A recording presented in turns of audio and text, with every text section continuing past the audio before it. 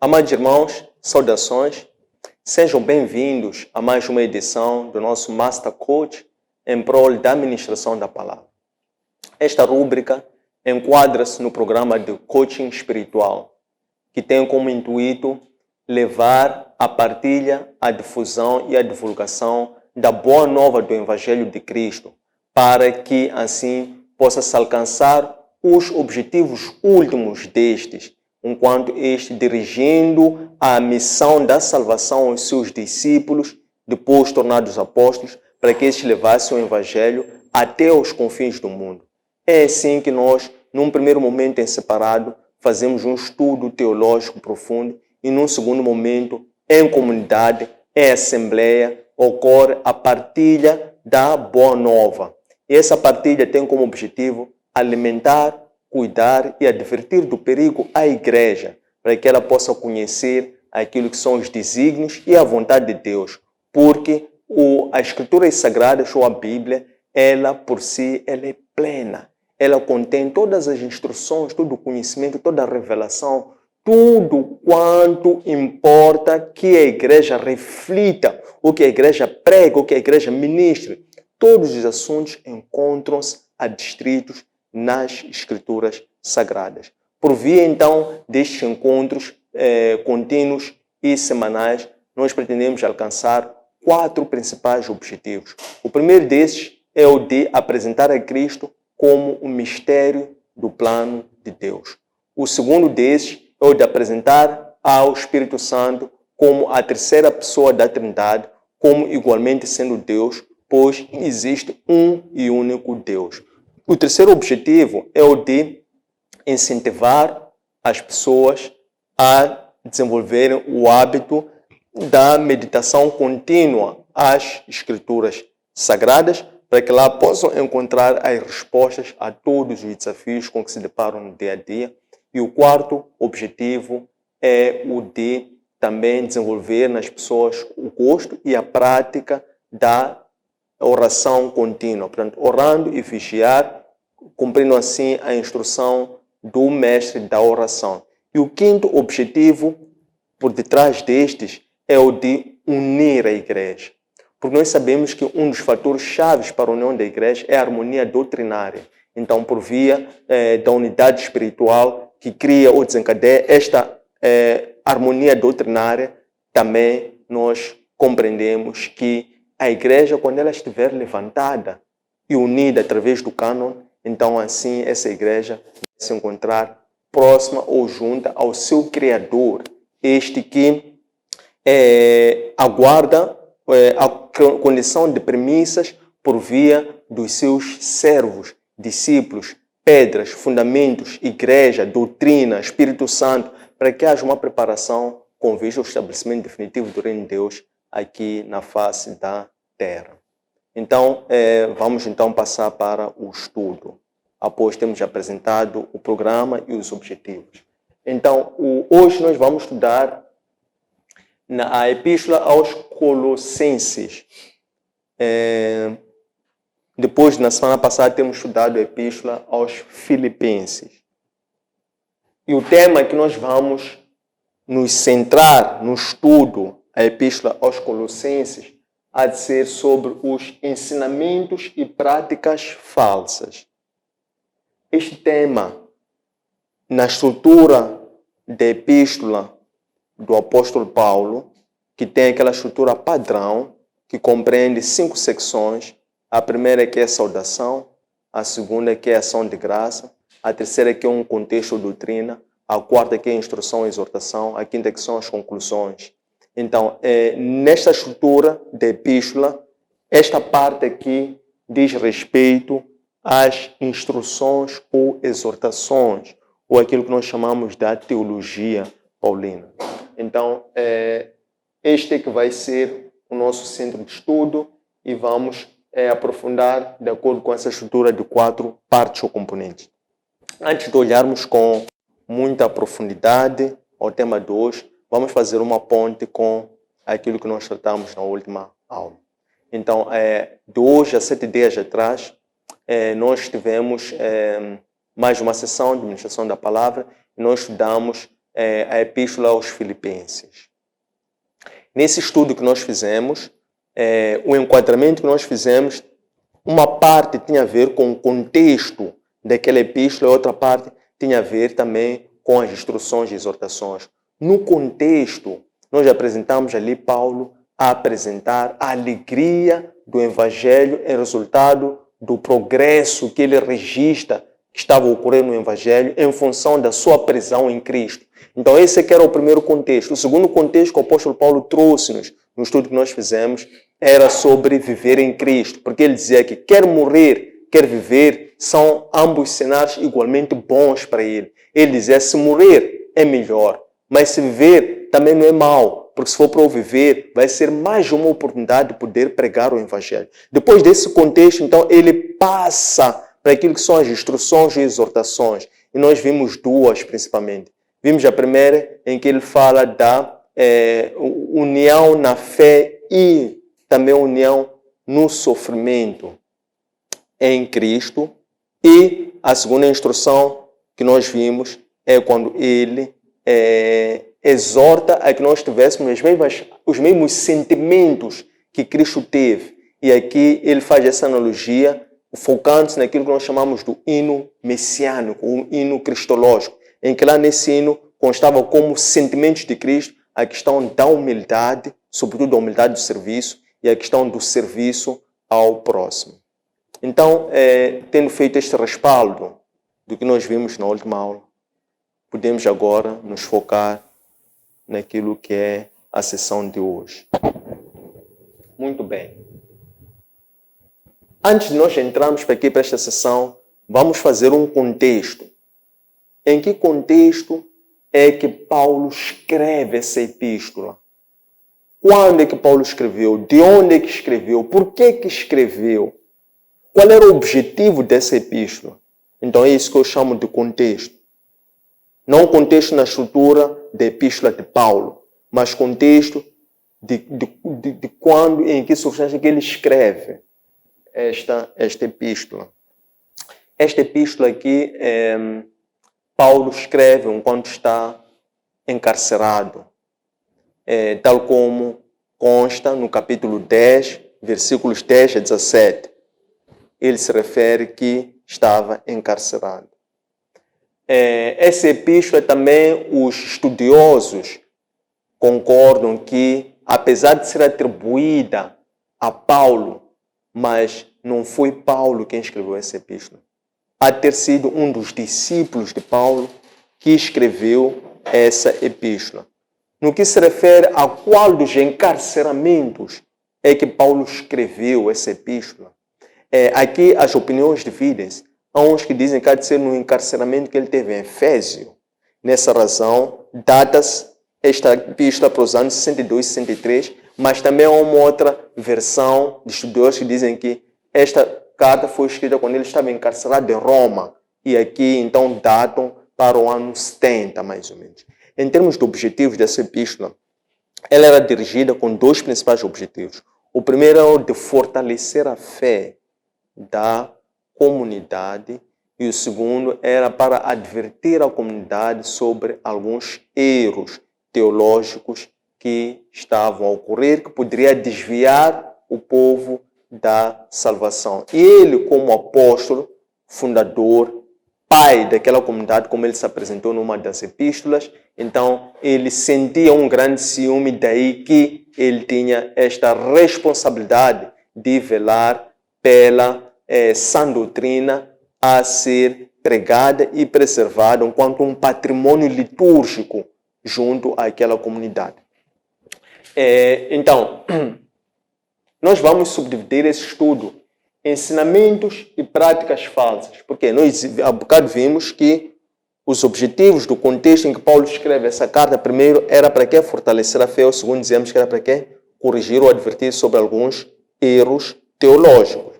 Então, o tema é ensinamentos e práticas falsas, o que significa que esta parte, este trecho que nós vamos estudar, que é do capítulo 2, verso 1 a 3, verso 11, é uma parte específica que se dedica à instrução ou à exortação. Porque a instrução e a exortação é a parte na estrutura da teologia ou das epístolas de Paulo, em que ele dá a conhecer quais são os cuidados com a fé que aqueles a quem se dirige essa epístola devem observar. Então, o que acontece nessa altura? Nós vimos que nos objetivos, um deles era o de corrigir alguns riscos ou perigos contra heresias. Então, por essa razão é que vocês vão ver que esta parte é muito voltada a apresentar quais eram, então, esses ensinamentos falsos e quais eram essas práticas falsas que estavam a ser, passo a repetição, praticadas, passo a redundância, que estavam a ser praticadas lá, as quais o povo, a comunidade da igreja deveria ter atenção. Essas práticas, esses ensinamentos, são intemporais. Igreja, família, são intemporais. Nós estamos a olhar, a analisar algo específico, mas esses problemas, essas tendências, são reflexões, são sempre atuais, sobretudo para a teologia africana, que depara-se com muitos desafios. E sobretudo a questão do sincretismo religioso. O sincretismo religioso é quando há uma amálgama entre várias religiões e algumas práticas que fazem com que este resultado, esta fusão, resulte num desvio ao verdadeiro evangelho. Então é preciso ter cuidado contra o falso sincretismo e também ter um cuidado sobre o falso ascentismo, que também foi um dos perigos que aqui estava a se verificar.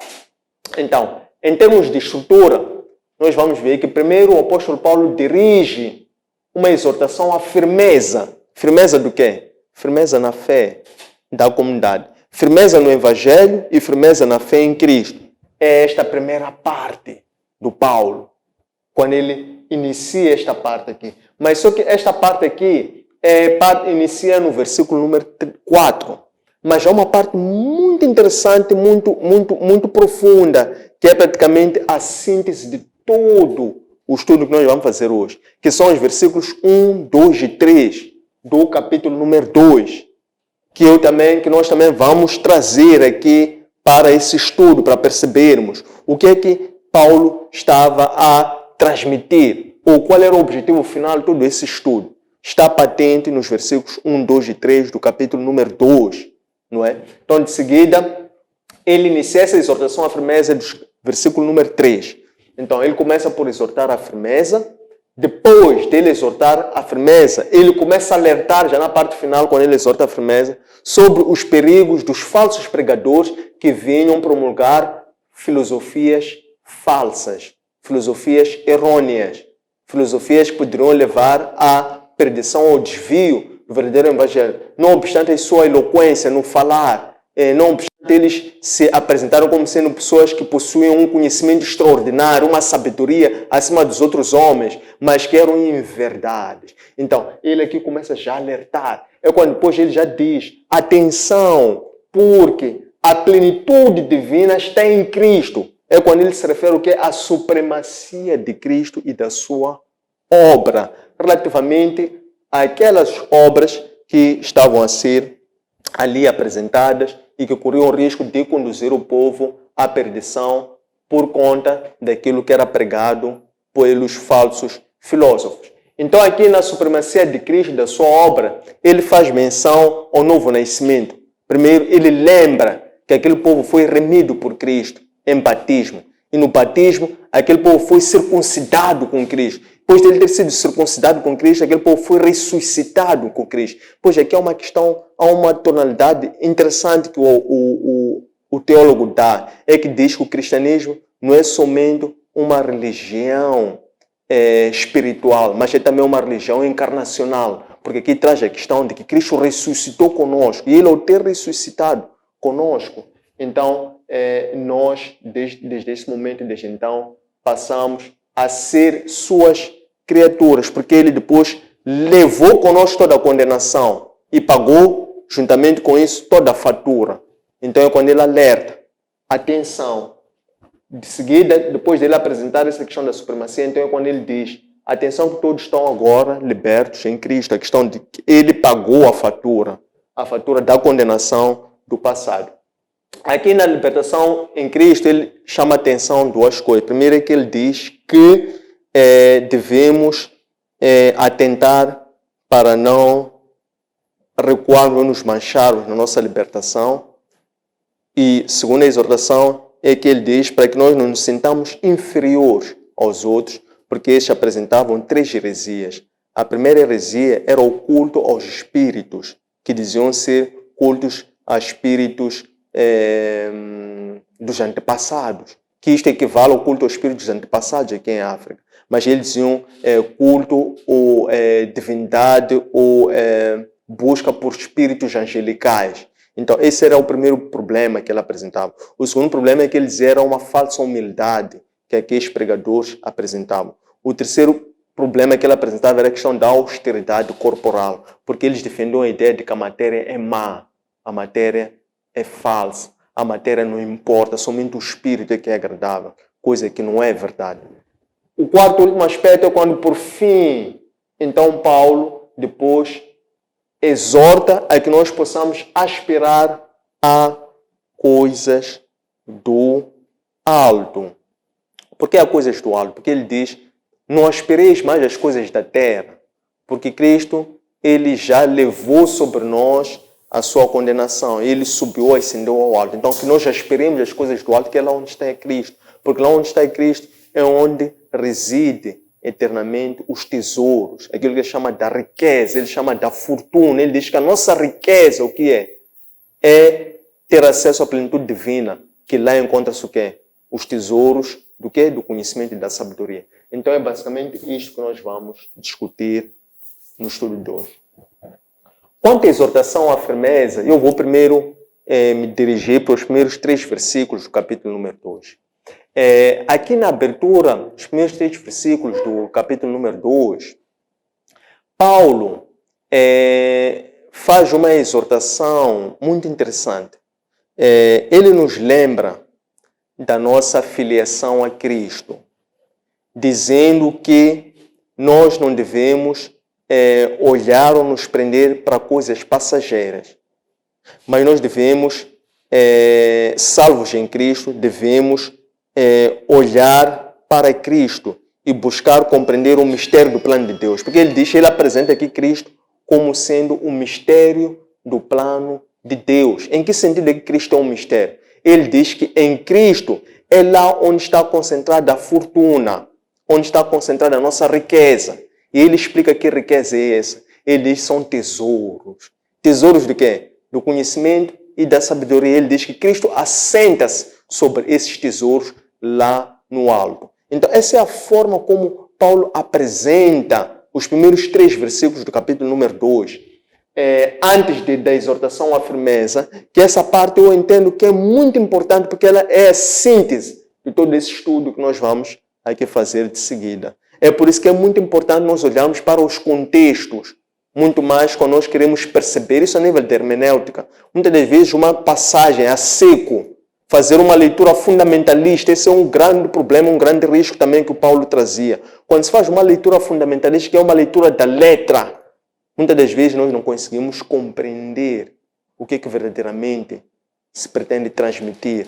Daí a importância de sempre olhar para os contextos. Quer recuar, olhar para partes, secções que estão antes ou depois, para podermos compreender o todo. Então, esses primeiros 3 versículos é uma atenção que eu quero chamar, porque sei que depois vocês vão fazer estudos em separado para aprofundar. Os primeiros 3 versículos, eles são interessantes porque dão este respaldo, esta visão. Depois é quando Paulo começa a exortar a firmeza. Quando Paulo exorta a firmeza, ele diz assim, eu vos digo essas todas coisas. O quê? Sobre a riqueza, dizer que busquem, almejem a riqueza. E a riqueza, ele diz o quê? Que são os tesouros. Tesouros do quê? Conhecimento e sabedoria que estão em Cristo. Ele diz, eu vos digo essas coisas. É quando ele começa a exortar a firmeza. Ele diz, eu vos digo essas coisas para que vocês não sejam enganados. Para que vocês não sejam enganados. Quando ele se refere ao engano que poderia ali ocorrer, ele secunda dizendo assim, que ainda que eu não esteja convosco em físico, porque onde é que estava Paulo? Estava preso. Ainda que eu não esteja convosco em espírito, mas em físico, perdão, mas eu estou convosco em espírito. Estou convosco em espírito. E eu me alegro em espírito. Estando convosco em espírito, me alegro. Por quê? Ele diz que me alegro por ver a vossa firmeza. Por um lado, no Evangelho, bem como a vossa firmeza em que é na fé em Cristo. Então ele diz que ele se alegra com isso, porque ele vê essa firmeza em espírito, porque ele não está em físico. Depois de seguida, Paulo continua dizendo que o povo deveria atentar que agora que está em Cristo, eles também deveriam andar em Cristo. Então ele traz essa expressão, andar nele. O que é andar em Cristo? Andar em Cristo é caminhar com Cristo. O que é caminhar com Cristo?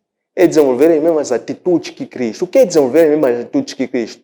Forma de falar, forma de ser, forma de estar, não é? Tudo isto é andar em Cristo. Ele diz andar em Cristo e com Cristo. É o que ele traz como segunda exortação. Diz andai nele. Depois de ele trazer essa exortação, andar nele, ele depois já desperta sobre um perigo. Diz, contudo, vocês têm que ter atenção. Ele já começa agora a voltar-se a especificar já com um dos perigos, um dos riscos. Ele diz, tenham atenção aos falsos pregadores que vêm com filosofias vãs, porque esses podem vos desviar da verdade. Paulo para por aí, nessa exortação à firmeza. Depois é quando ele já entra para a supremacia de Cristo a fazer uma ligação com a exortação à firmeza. Nesta parte que ele diz, tenham cuidado com os falsos filósofos. Ele diz assim que, atenção que esses falsos filósofos, eles vêm com discursos bonitos, porque eles vangloriam-se, que têm um conhecimento excêntrico, que é um conhecimento acima dos homens, não é? Porque tem um discurso muito eloquente, não é? Mas ele diz, tendo cuidado com esses discursos. Por quê? Ele diz, porque em Cristo é onde repousa toda a plenitude divina.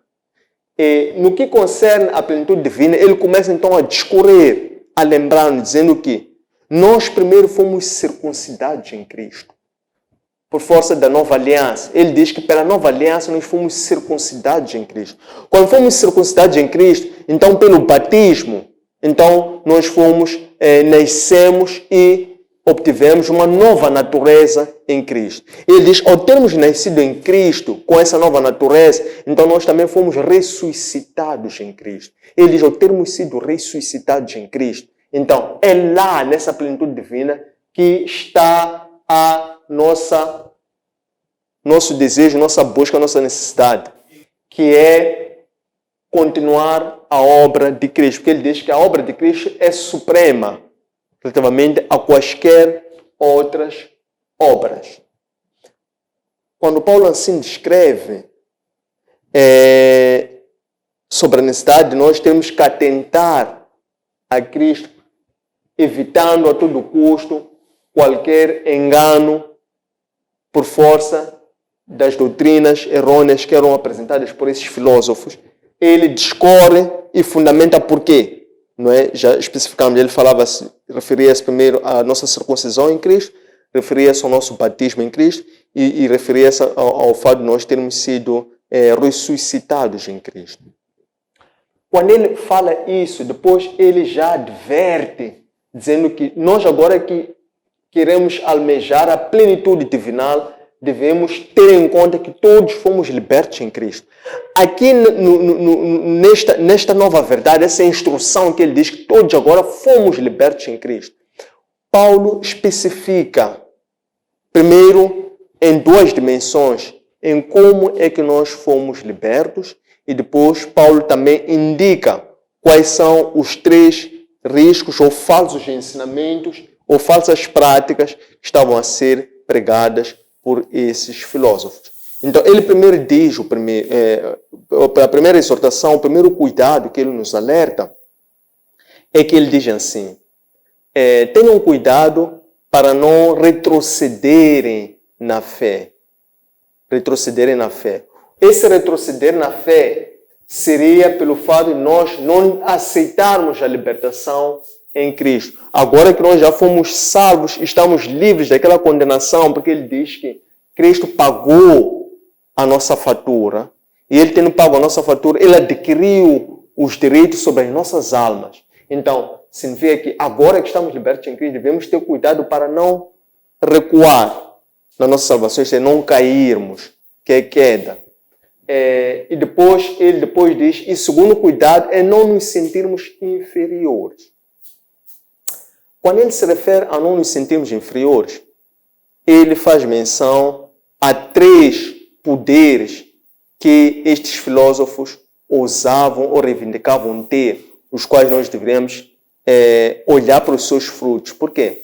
Porque é a tal questão. Como é que nós podemos ver ou distinguir os falsos dos verdadeiros? Através de seus frutos. Então ele se refere a esses 3 frutos. Ele diz que, em primeiro lugar, é preciso ver essa questão do culto ou adoração aos espíritos. Espíritos com E minúsculo.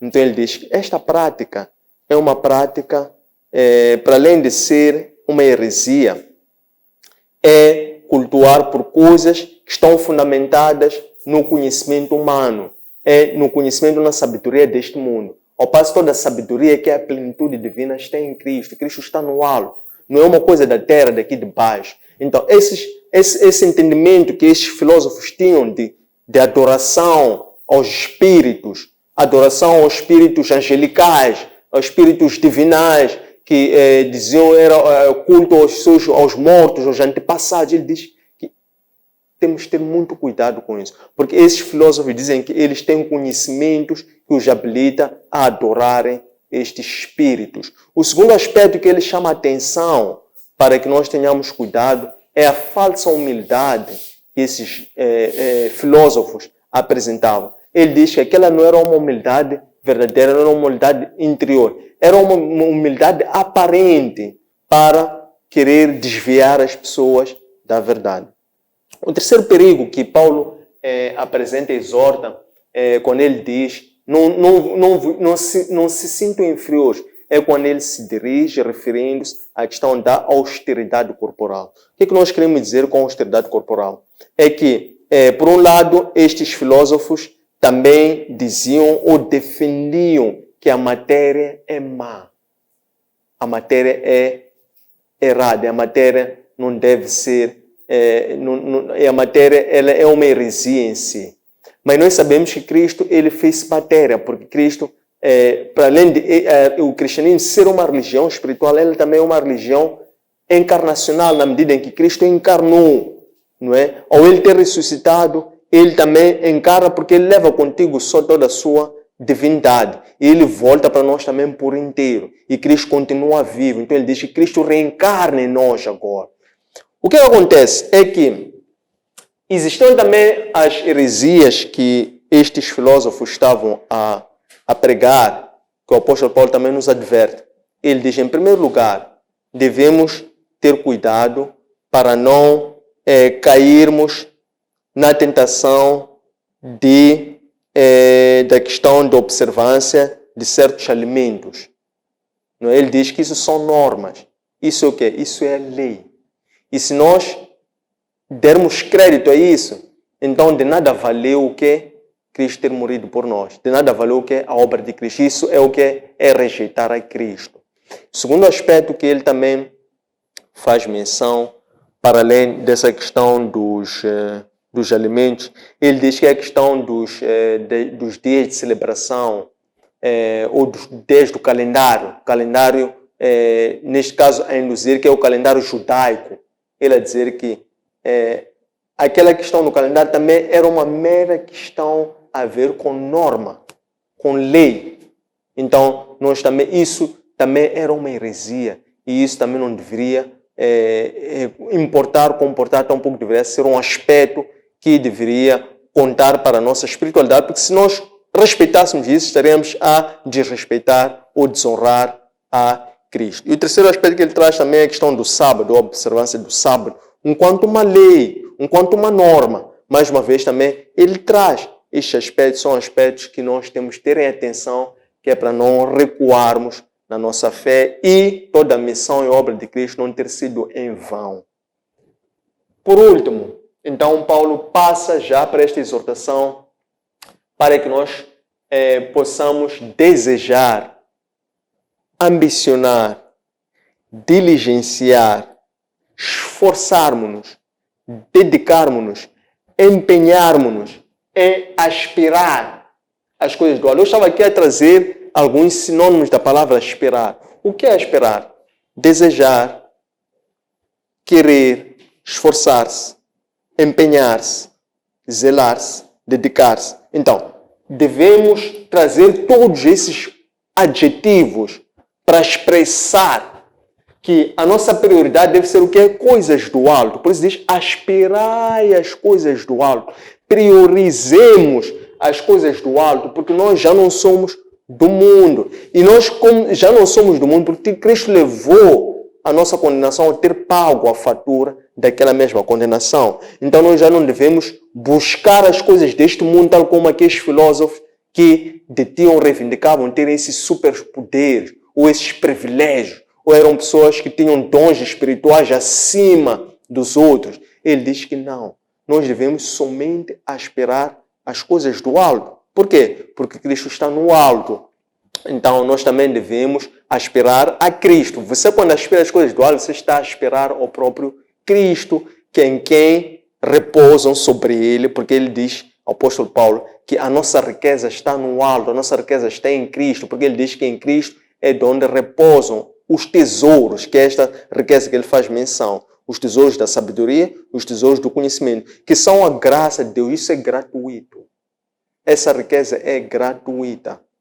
Então, ambicionemos, aspiremos e lá iremos encontrar toda a revelação, toda a riqueza e podemos encontrar também a plenitude divina que está em Cristo, porque nós já não mais somos cidadãos deste mundo e devemos também ter a nossa glória somente para as coisas terrenas, coisas passageiras ou estas coisas que nós estamos a ver com os nossos olhos, mas sim a nossa glória tem que estar para além daquilo que os nossos olhos veem, isto é, a nossa glória deve estar em Cristo, Cristo que aponta para que é para a eternidade, que aponta para o infinito. Então, se nós tivermos a nossa glória somente nas coisas terrenas, somente nestas coisas que os nossos olhos limitados conseguem ver, então nós seremos os miseráveis dentre os homens. Tendo chegado a esta parte, termina a parte o momento da exposição, abre-se o momento da interação através da colocação de questões, sugestões, dúvidas. Muito obrigado. A paz, irmãos. Obrigado.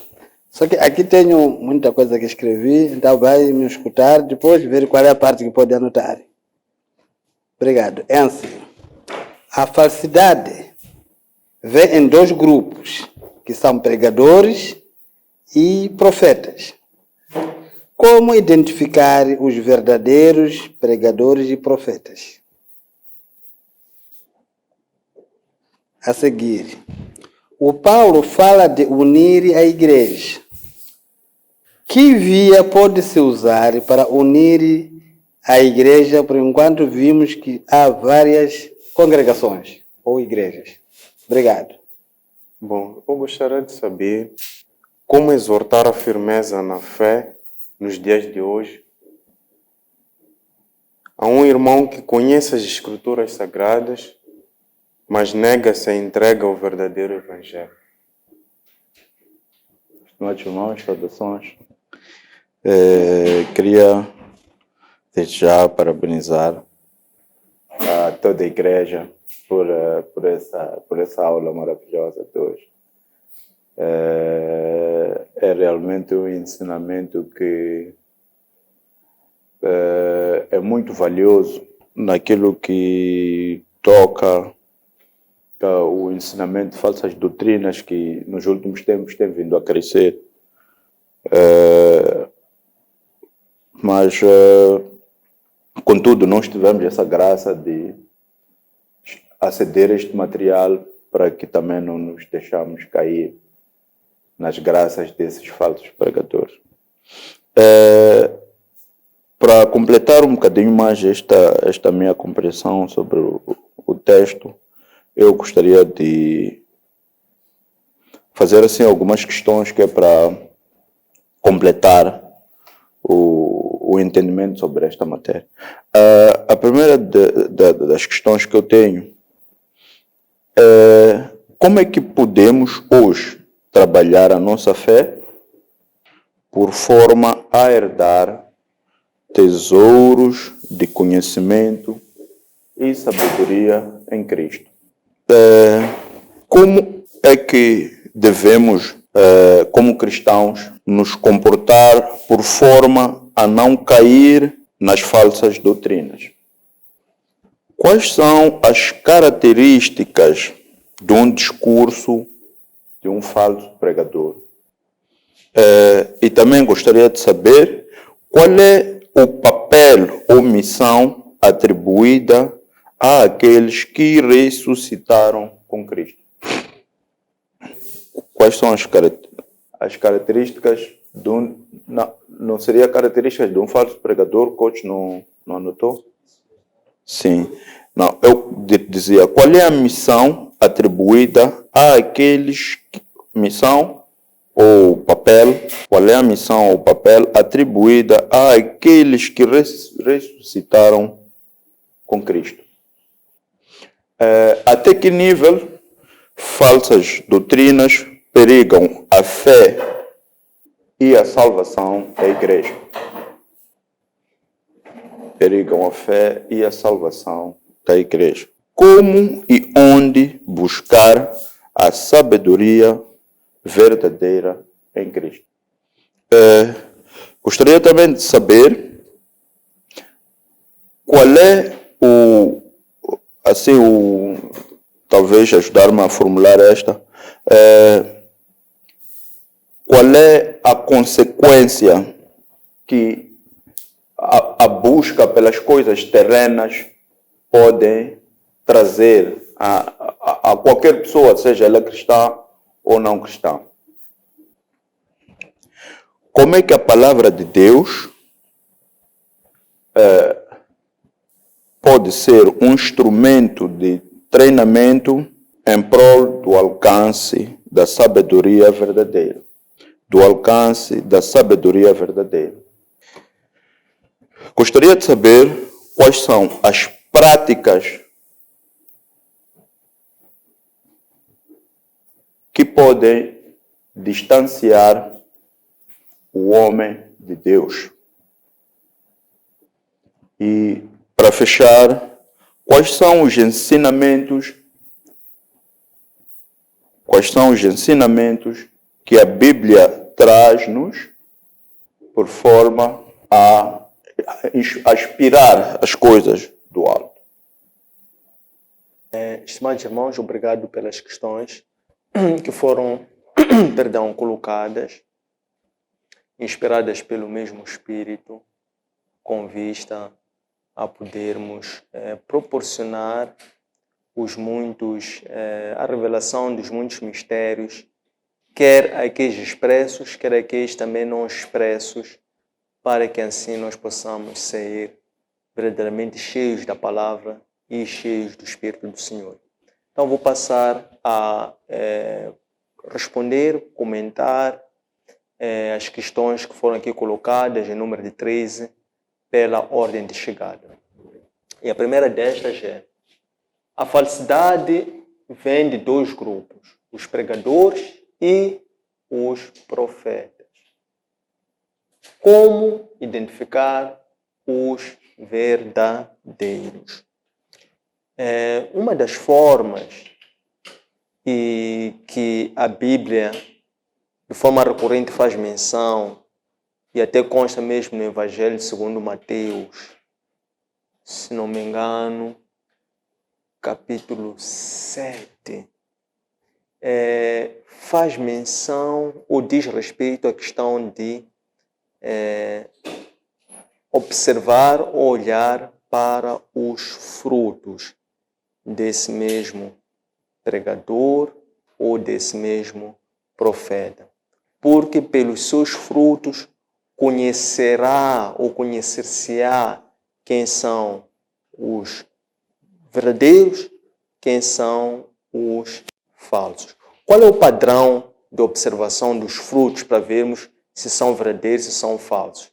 Então, os frutos que são verdadeiros são os frutos que são bons.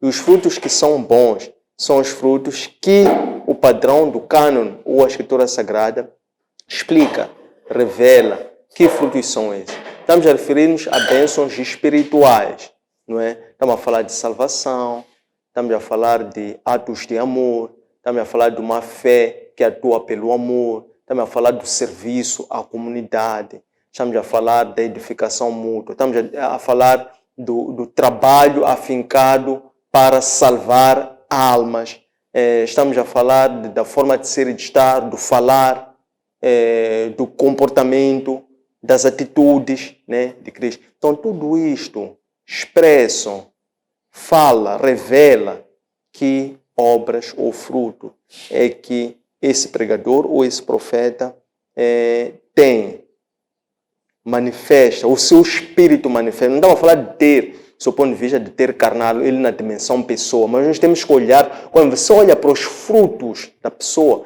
você não está a olhar para a pessoa carnal, você está a olhar para a pessoa espiritual. Você está a ver o espírito que assiste aquela pessoa. Então, é olhando para o espírito que assiste aquela pessoa que você vê quais são os frutos que essa pessoa tem. Lembrando-nos sempre que a carne discerne a carne e o espírito é que discerne o espírito. Somente se nós estivermos em espírito, conseguimos também observar o espírito que está por detrás daquele pregador ou profeta. Número 2. Que via se pode usar para unir a igreja, uma vez que existem muitas congregações. Aqui faz-nos lembrar o estudo que nós fizemos na epístola à comunidade de Efésios, se não me engano, que o apóstolo Paulo aqui arrolou aquilo que ele chamava dos fatores chaves para a união e para a harmonia da igreja. Nesses 5 aspectos chaves que ele levanta para a união da igreja, ele se refere ao primeiro como sendo as virtudes pessoais. Ele diz que este trabalho deve começar pela pessoa. Pela pessoa também enquanto um membro, enquanto parte do corpo, enquanto parte da igreja. É um trabalho que parte da pessoa até ao todo. Então ele diz, a nível da pessoa tem que haver virtudes pessoais, isto é, essa pessoa tem que demonstrar virtudes como humildade, mansidão, paciência, na forma como lida ou serve as outras pessoas. O segundo aspecto diz respeito à unidade espiritual ou união espiritual, realçando que existe um único Espírito, um só Senhor e um só Deus. O terceiro aspecto para a união, a harmonia da igreja, o apóstolo Paulo, no livro de Efésios, ele se refere àquilo que ele chama dos dons ministeriais. Então ele diz que a graça do Senhor enquanto a cabeça da igreja, porque ele se refere, explica sobre os elementos para o nome da igreja, fazendo um paralelo, uma parábola com um corpo. A analogia do corpo, o corpo enquanto a igreja. Então ele diz assim, que todos os membros da igreja, todas as partes do corpo da igreja, elas têm a sua graça, independente da qualidade do membro. Conquanto existem aqueles que recebem dons ministeriais, para que esses dons possam serem usados e aplicados dentro da igreja. E ele diz que há dispensação de 5 principais dons. Dons aos fundamentos 2, que são os apóstolos e os profetas, e os dons também aos pastores, evangelistas e mestres, esses 3 últimos que vão cuidar do crescimento da igreja. Os primeiros cuidam da expansão e implantação, os primeiros cuidam do crescimento da igreja. O quarto aspecto que ele faz menção para a união e a harmonia da igreja, ele diz que é a unidade doutrinária. E o quinto e último aspecto, ele diz que é a edificação mútua. Este tem que ser sempre o fim último da congregação da igreja. Tem que ser um aprendizado mútuo, edificação mútua. Uns dão, outros recebem. Isto é, todos dão e todos recebem, porque todos têm algo para dar e algo para receber. Por isso é que há edificação mútua, como a própria palavra diz. Terceira questão, como exortar a firmeza na fé nos dias de hoje a um irmão que conhece a verdade, mas nega cumprir a verdade. Então, esta questão também é muito boa, muito profunda, boa, supõe vez também de profundidade, tal como as primeiras duas que nós vimos. O primeiro aspecto é que aqui o apóstolo Paulo, quando ele exorta a firmeza, esta firmeza é uma qualidade de manter, por isso é firmeza. Então se vê que é uma firmeza voltada para aqueles que receberam a Cristo. Então ele diz que ele, ainda que não esteja com aquela comunidade em físico, mas ele está em espírito e ele se alegra por ver aquele povo conservar a firmeza, conservar a fé. Mas neste caso, estamos a dizer, como exortar a firmeza na fé a um irmão que conhece, mas nega cumprir. Então já não é um caso de firmeza, porque ele nem sequer tem os seus tentáculos, as suas raízes lá. Ele não está, este irmão não está implantado na rocha firme, não é? E se ele não está implantado na rocha firme, então não podemos falar de firmar a fé, porque a fé ainda não está, o quê? Firmada. Então não podemos falar de firmeza. Simplesmente eu posso dizer de uma forma direta, aberta, que aquele irmão que todos nós conhecemos algum, que conhece a verdade, conhece o Evangelho, mas não pratica o Evangelho, é porque ele não conhece a verdade. Ele não conhece o Evangelho.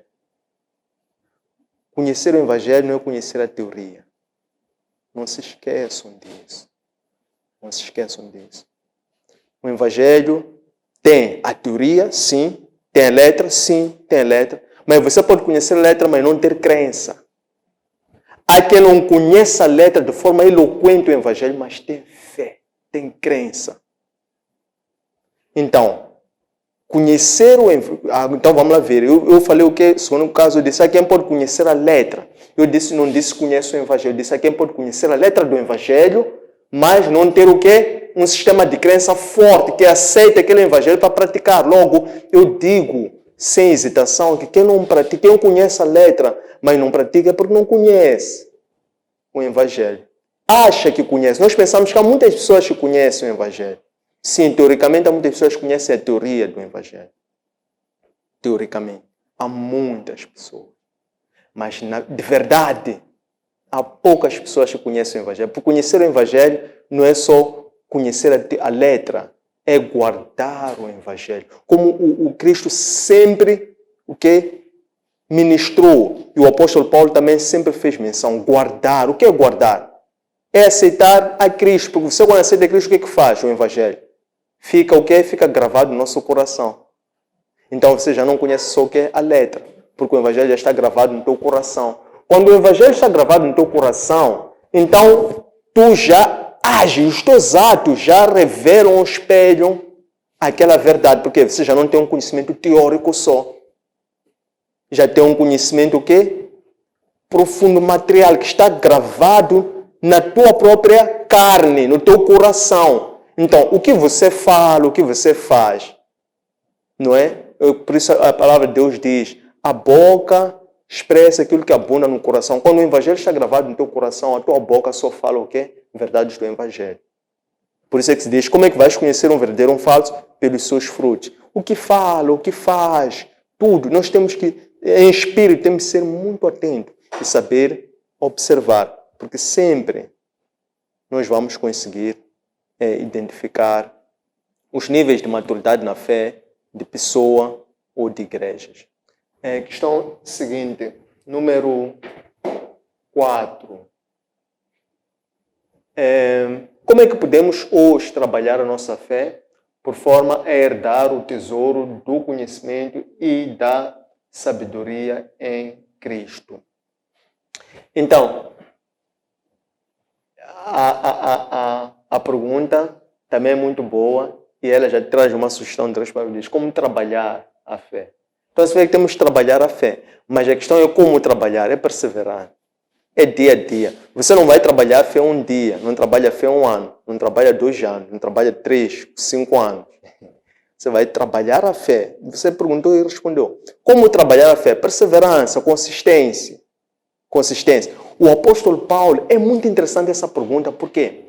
Porque quando abre esta parte, eu vou dizer que os versículos 1 até 3 são chave, para vocês que depois vão fazer um estudo separado. Por quê? Nesse versículo 1 a 3, o apóstolo Paulo fala algo muito curioso. Ele diz assim: eu quero vos dizer o muito esforço que eu tenho estado a fazer para esta luta. Então, é o próprio apóstolo Paulo que ele diz que ele está aqui a querer testemunhar o muito esforço, a luta que ele está o quê? Está a empenhar-se, que ele está a participar.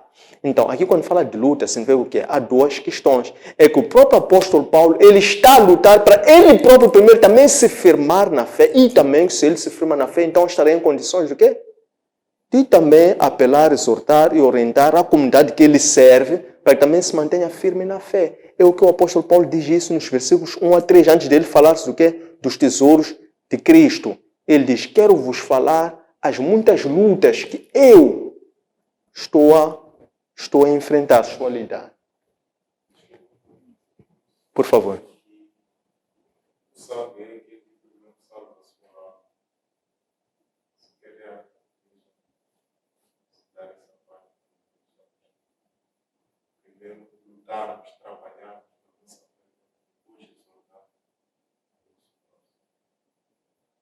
Amém.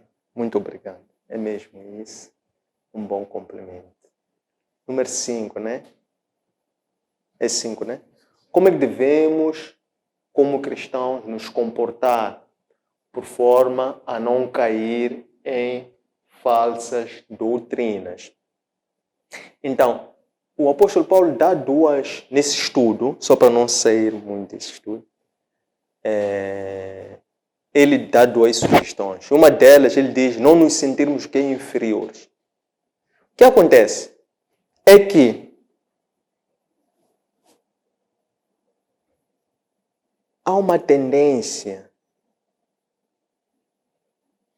de nós ouvirmos 2 vozes quando estamos diante de falsos pregadores ou falsos filósofos. É que normalmente eles quando vêm com palavras mais eloquentes que nós, isso liberta em nós uma certa o quê? Adrenalina. E nos sentimos o quê?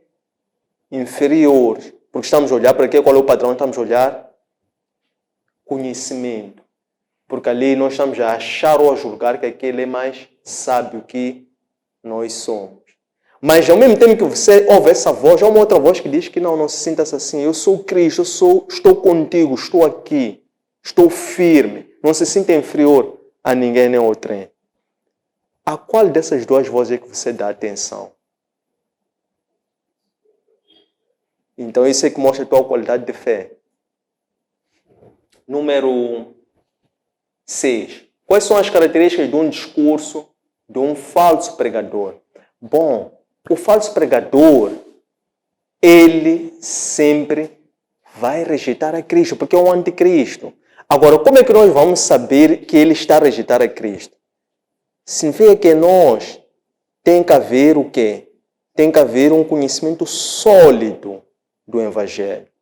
Não precisamos de ser eloquentes na fala. Não há necessidade disso. Nós só temos somente ter um conhecimento sólido, conhecer a verdade. A verdade é clara. O discurso de Cristo foi muito simples. A evangelização de Cristo também. Por isso foi a evangelização mais poderosa que existe. É o maior líder que existe. A verdade do Evangelho não é muita doutrina, não precisa muita eloquência, falar muita coisa. É muito simples a verdade de Cristo. É muito simples. Ora, uma das formas, nós podemos só ficar atentos. Você não pode ficar a olhar ou atento ao discurso daquela pessoa no sentido de qualificar aquelas palavras que aquela pessoa está a usar, porque isso pode logo ser um bloqueio para tu te sentir inferior. Mantenha-se sereno, calmo. Ouça a pessoa.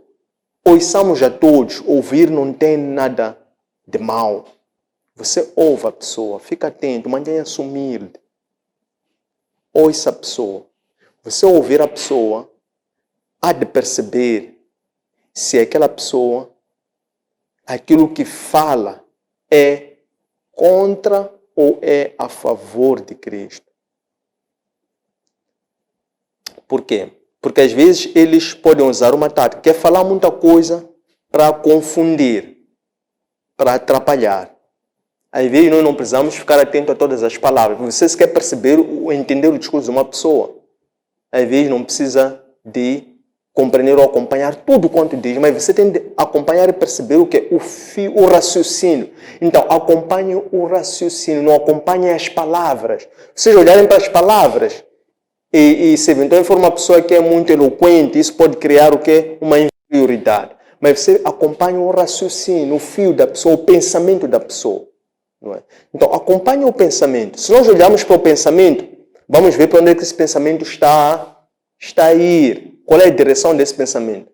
Se é um pensamento que respeita, honra e venera Cristo, ou se é um pensamento que não respeita, não honra e não venera Cristo. Então, isso significa o quê? Devemos estar sólidos na cristocentridade, nos parâmetros da cristocentridade. Para, em função disso, nós podemos observar, em função dos discursos, da ideologia, do sistema de crenças, do pensamento, das práticas, nós podemos ver se este vai ao encontro ou não da cristocentridade. Então, estas que são as características do discurso de um falso pregador. Falam muita coisa. Cristo não precisou de falar muita coisa. Você, quando é um verdadeiro pregador, fala a verdade, não precisa falar muita coisa, porque a verdade de Cristo é muito clara, objetiva. Muito claro, objetivo. O Evangelho não é complicado, não precisa complicar. E uma pessoa que alguém que é de Cristo, ele também torna o discurso dele também simples de perceber, perceptível, compreensível. Não é? Então, esses são os elementos, também são um dos elementos, uma das características que podemos ver para poder compreender para que lado é que está inclinado o discurso. Qual é a missão, o papel atribuído àqueles que ressuscitaram com Cristo? O que acontece quando você ressuscita com Cristo? Significa que agora vive em espírito. Não é? Então, quem vive em espírito significa que sepultou junto à cruz de Cristo. Cristo, quando foi sepultado na cruz, também lá foi sepultada a sua velha criatura. Ressuscita. Então, você vê que nós renascemos agora em espírito. E a questão é, qual é a missão quando nós nascemos em espírito? Então, quando nós nascemos em espírito, a nossa missão é a de testemunhar a Cristo. Testemunhar o Evangelho. Quando nós testemunhamos de Cristo, testemunhamos o Evangelho, estamos a pregar a salvação. Para você pregar a salvação, levar a salvação às pessoas, você está a pregar o quê? Arrependimento. Está a pregar o quê? Perdão pelos pecados. Então, esses são, em suma, em poucas palavras, com simplicidade, a missão daqueles que ressuscitaram com Cristo, reencarnaram com Cristo. 8. Até que nível falsas doutrinas perigam a fé e a salvação da igreja? Elas contaminam. Quando nós dizemos que perigam a fé e a salvação, então se elas contaminam, perigam primeiro a fé. Depois se perigam a fé e esse efeito contágio vai se avolumando, então depois periga a salvação. Então tudo é uma sequência. As falsas pregações, as falsas doutrinas, contaminam. O que é contaminar? É tornar o ensinamento não sádio, falso, não puro. E, porque o ensinamento é um alimento. Significa que você está se alimentando. E quando você se alimenta, o que significa? Significa que você está a beber, está a compreender, está a aceitar, e depois, com o andar do tempo, começa já a praticar. Então, há um efeito contágio, não é? Primeiro, torna impuro o alimento. Você, quando se alimenta, vai se alimentando, começa a afetar o que? A sua fé. Depois, se continua naquele caminho, também depois, por fim, perde a salvação. Então, este aqui são os perigos, né? A questão é até que nível a falsa doutrina periga a fé e a salvação. 9. Como e onde buscar a sabedoria verdadeira em Cristo. Muito bem. Como e onde? Então, como e onde? Vamos resumir a resposta respondendo ao como e onde. Então, como é que nós buscamos a sabedoria verdadeira em Cristo? É que temos que entender uma coisa. Para simplificar. Então, o evangelho é simples, não há complicado. Vamos entender uma coisa. Chama a dizer como e onde buscar a sabedoria. Então, vamos facilitar. É que o Cristo, ele é a própria sabedoria. Estão a perceber isso? Cristo é a sabedoria. Por que ele é a sabedoria? Porque o apóstolo João, a teologia de João, explica isso. Diz assim, olha para a criação, no princípio. Depois, ele, quando abre o Evangelho, João 1:1, diz que no início era o verbo era o quê? Era a sabedoria. Porque o verbo era o quê? Era o Espírito Santo. Porque lá no início, na criação, dizia-se que a terra era sem forma. E o Espírito de Deus fazia o quê? Vaguear. Então, ele, Cristo, ele encarna-se e vem em pessoa, em forma humana. Então, ele é a própria sabedoria. A questão é como e onde buscar a sabedoria. Então, a resposta é buscar a Cristo. Porque é em Cristo que está a sabedoria. Ele é a própria sabedoria. Ele é a revelação. Ele é o mistério do plano de Deus. Então, ele vem como para desmistificar toda aquela verdade que estava escondida de toda a humanidade. Quando vem Cristo, então, naquele momento, Deus revela o seu mistério de salvação, que era o próprio Cristo. Então, como e onde buscar é cultuando a Cristo, é buscando a Cristo. Não é? E sobre isso temos estado a falar sobre várias formas. Número 10. Qual é a consequência que a busca pelas coisas terrenas podem trazer para qualquer pessoa? Eu penso que podemos dizer assim. Coisas terrenas o que são? São coisas passageiras. Coisas terrenas o que são? São coisas do mundo. Coisas terrenas o que são? São coisas que dão um prazer imediato. Então, quando nós nos desligamos do mundo, deixamos de ser do mundo. O que é nos desligar do mundo?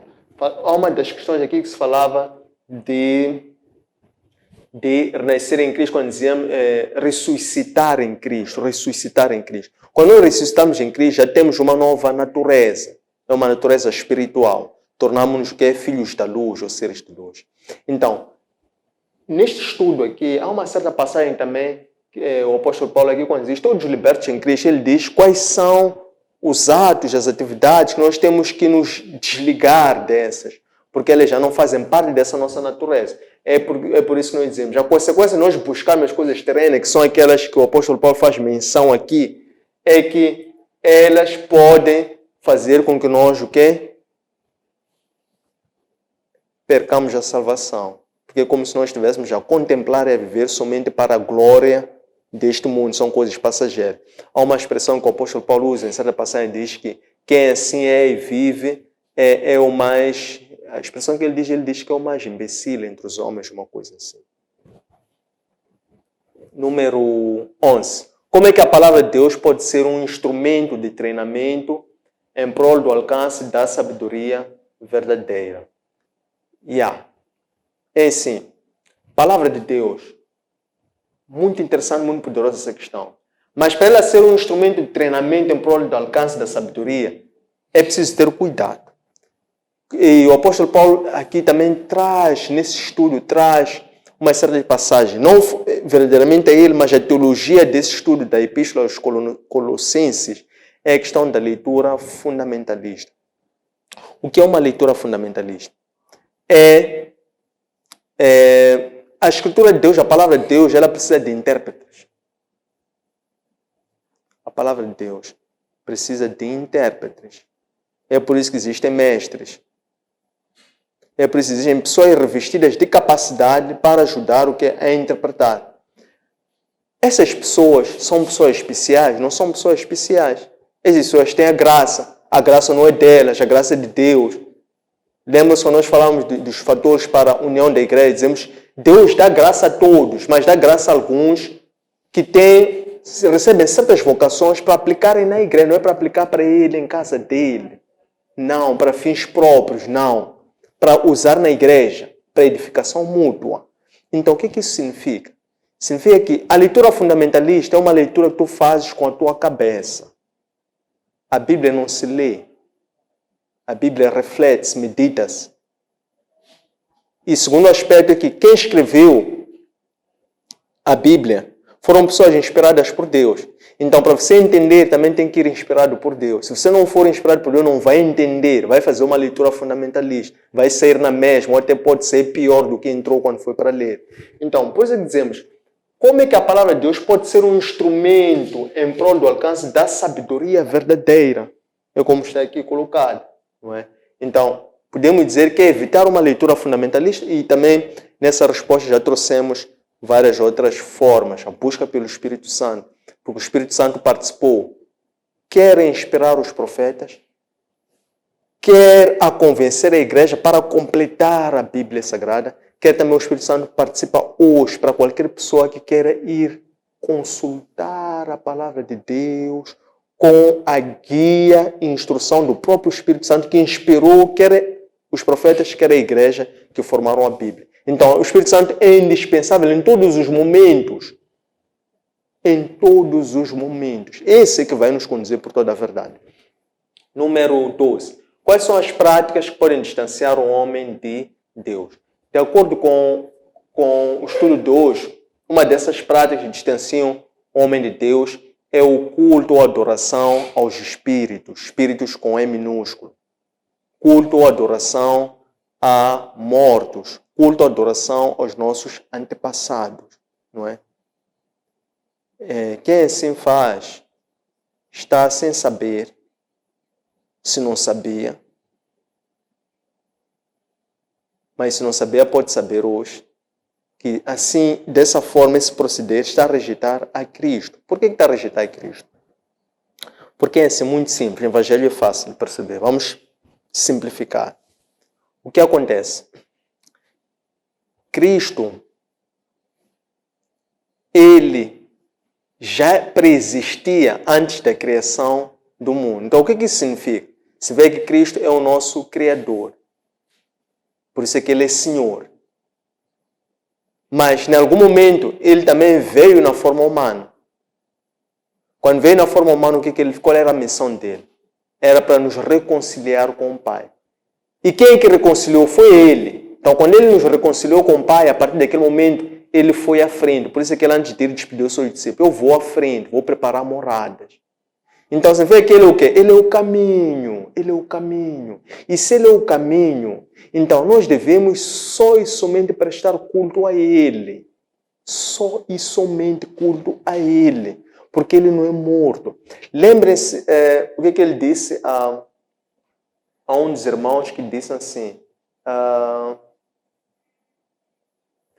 acho que, se não me engano, vamos lembrar nos evangelhos, Cristo diz a um dos irmãos, agora vamos evangelizar, vamos para uma missão. Ele responde que pedia um tempo porque queria regressar para a sua terra a fim de ir sepultar um morto. Um morto. O que Cristo disse? Deixa os mortos sepultarem os seus mortos. Estão a entender? Sim. Então, se nós somos vivos em quê? Em espírito. Nós já não vivemos pela carne, somos criaturas espirituais.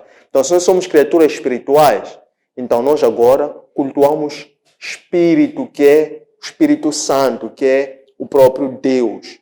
Esse que é o nosso Deus que nós cultuamos. Não é? Então, essa prática, o culto aos espíritos, aos mortos, aos antepassados, distanciam o homem de Deus, porque é uma forma de rejeitar a Cristo. É uma forma explícita, direta de rejeitar a Cristo. 13 é a última. Quais são os ensinamentos que a Bíblia traz-nos por forma a aspirar às coisas do alto? Então, a Bíblia nos traz muitos ensinamentos sobre a necessidade de nós aspirarmos às coisas do alto.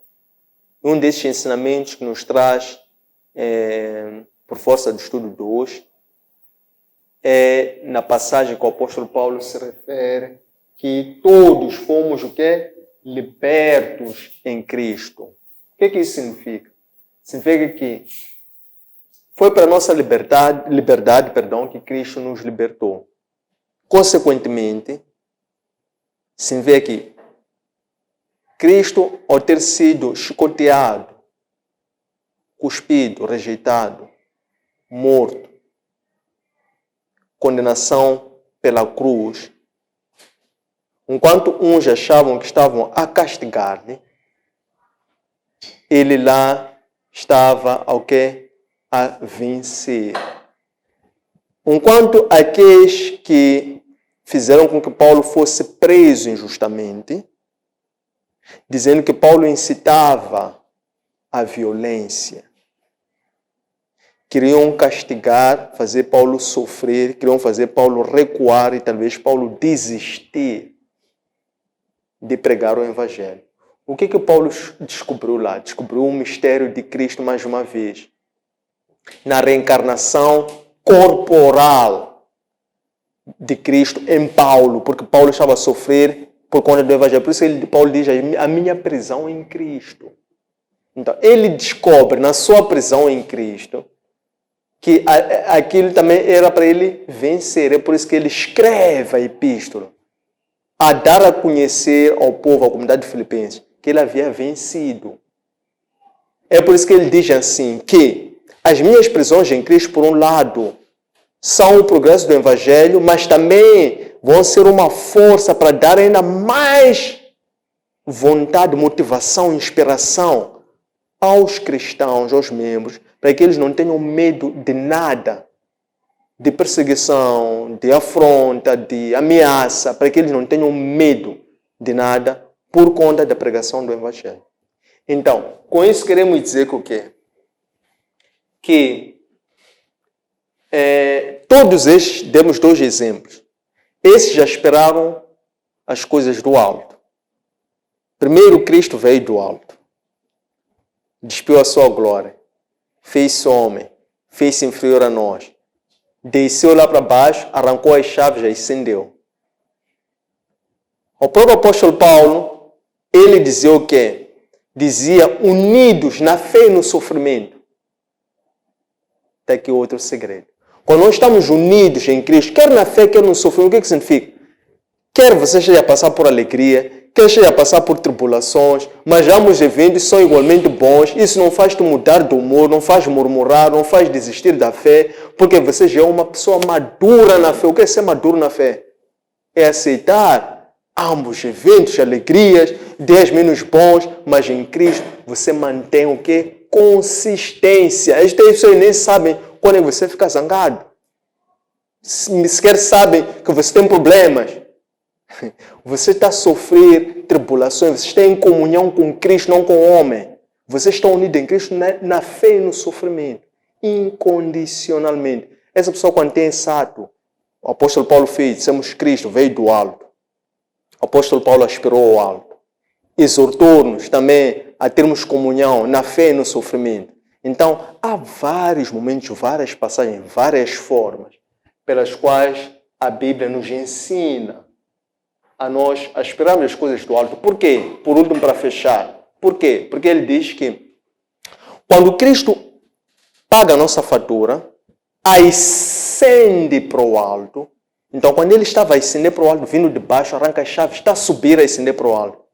Diz que naquele momento ele levou cativo todos os cativeiros. Então, nós já que estávamos no cativeiro. Então, ele nos comprou e levou cativo. Então, para nós aspirarmos ao alto, o que temos que fazer? Temos também desejar, também olhar somente para Cristo e saber que Cristo está para além das coisas da glória deste mundo. Cristo é a sabedoria infinita, meus irmãos. O que acontece é que nós definimos como sendo o conhecimento as coisas que nós sabemos e as coisas que nós esperamos aprender, mas limitadas pela nossa razão. Ora, a razão é um grande limite à fé. Então, quando você espera as coisas do alto, você está a esperar coisas que vão para além do que a razão te sugere que é conhecimento. Você está a ir para o descobrimento de algo que é desconhecido. Quando você entra nesse território de busca por um conhecimento que não é desconhecido, que a tua consciência não aceita essa sugestão, porque a tua consciência está vedada pela razão. Logo, o conhecimento capturou a razão. Estão a ver? A razão está condenada. Então nós temos que rejeitar a razão. Por isso diz, nega a si próprio. Quando nós negamos a razão, negamos a nós próprios, entramos para o território do desconhecimento. E ali acessamos a sabedoria infinita, que é o próprio Cristo. Então, penso que dessas formas podemos compreender como aspirar para o alto. O alto é o quê? É o desconhecido. Porque você quando olha para o alto, o que você vê? Então, é esse desconhecimento que se sugere quando nós colocamos a nossa fé no alto. É fazer o que Abraão fez. Porque Abraão pôs a sua fé naquilo que a palavra de Deus se dirigiu para ele. Disse, deixa isso tudo que ele conhecia, que ele via. A razão dele entendia como sendo vida, prosperidade, fortuna, bem-estar, aquilo que ele via. Mas a palavra de Deus disse, deixa tudo isso aí. Vai para um sítio que tu nem conheces, eu vou te mostrar. Abraão foi. Então, isso é fé. Então, para esperarmos as coisas do alto, temos também ter a fé. Tendo chegado a esta parte, queremos agradecer a vossa presença, o acompanhamento. Deixem ficar os vossos comentários, sugestões, dúvidas e façam gosto às nossas páginas. Não esqueçam de partilhar com a vossa comunidade para que mais pessoas possam também ser alcançadas pela boa nova da salvação por intermédio do Evangelho. E assim a nossa comunidade vai crescer de forma a que, enquanto uma igreja, possamos efetivamente crescer em qualidade de fé.